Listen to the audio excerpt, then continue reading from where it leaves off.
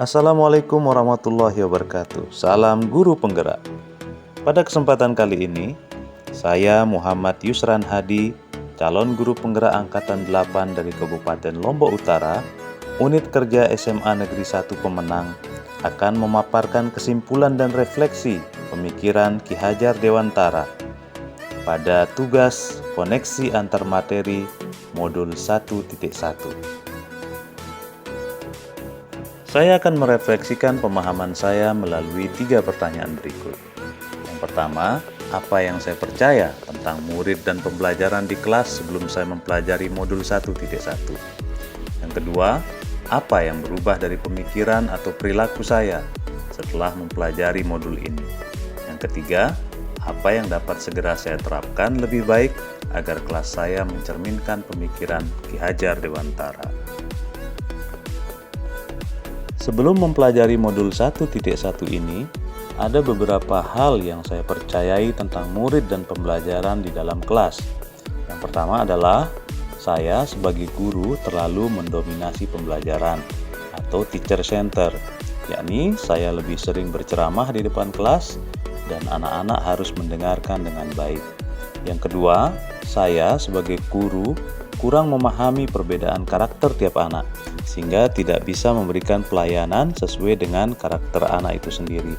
Yang ketiga, pembelajaran yang saya lakukan terlalu terfokus untuk mengejar ketercapaian materi dan nilai KKM yang baik.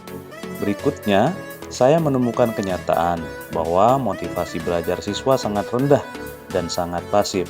Ini kemungkinan disebabkan karena variasi pembelajaran yang tidak saya lakukan. Kemudian, saya juga menemukan bahwa pembelajaran budi pekerti hanya menjadi tugas mata pelajaran PPKN dan agama. Pada pelajaran saya sangat jarang menyelipkan mengenai pembelajaran budi pekerti ini. Setelah mempelajari modul 1.1 ini, saya merasakan ada beberapa hal yang harus berubah, baik dari pemikiran maupun perilaku saya sebagai guru. Dari sisi perubahan pemikiran, saya menemukan bahwa yang pertama, guru bukan lagi satu-satunya sumber belajar untuk siswa. Siswa harus diberikan ruang untuk lebih aktif menggali dan mencari pengetahuannya sendiri. Yang berikutnya, peserta didik harus dihargai segala keunikan dan karakternya, sehingga dengan demikian mereka akan memperoleh ketercapaian hasil belajar yang berbeda-beda. Kemudian semua pelajaran hendaknya harus selalu diintegrasikan dengan pembelajaran budi pekerti, sehingga tidak hanya menjadi tugas mata pelajaran PPKN dan agama saja. Dari sisi perubahan perilaku, saya merasa perlu untuk mengarahkan peserta didik belajar sesuai dengan minat dan bakatnya. Kemudian, saya juga harus menerapkan pembelajaran yang kolaboratif dan bervariasi, sehingga siswa tidak menjadi bosan atau jenuh. Kemudian, saya juga harus mengusahakan untuk mengakomodir kebutuhan belajar siswa yang berbeda-beda dengan menerapkan pembelajaran yang berdiferensiasi.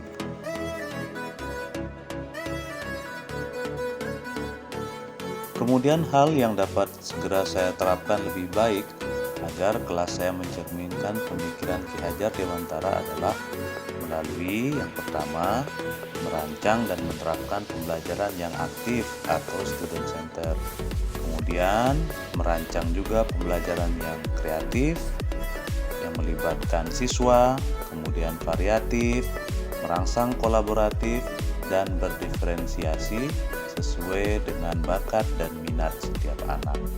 Kemudian, saya juga mengupayakan agar bisa menjadi guru yang menuntun, bukan menuntut, kemudian memperhatikan kodrat anak, lalu mengutamakan budi pekerti, dan juga menginspirasi lingkungan belajar di sekitar saya.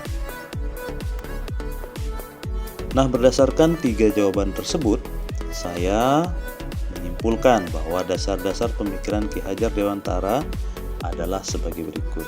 Yang pertama, pendidikan adalah pendidikan yang menuntun, bukan menuntut. Pendidikan harus selalu disesuaikan dengan kodrat anak, satu, memperhatikan kodrat alam dan kodrat zaman. Pendidikan juga harus memerdekakan anak, lahir dan batin, sehingga anak akan menemukan kebahagiaan. Pendidikan berikutnya harus berpihak pada anak. Bahkan dikatakan di sini guru berhamba kepada anak. Lalu pendidikan juga harus memperhatikan bahwa anak bukanlah tabula rasa, selembar kertas yang selalu menunggu untuk ditaburi berbagai warna. Kemudian pendidikan juga harus mengutamakan budi pekerti. Pendidikan memandang guru adalah sebagai tukang kebun kehidupan yang bertugas untuk menyemaikan benih, menjaga, memupuk, memelihara, sehingga tumbuh menjadi anak-anak yang hebat dan baik di kemudian hari. Demikian pemaparan koneksi antar materi dari saya. Sekian dan terima kasih.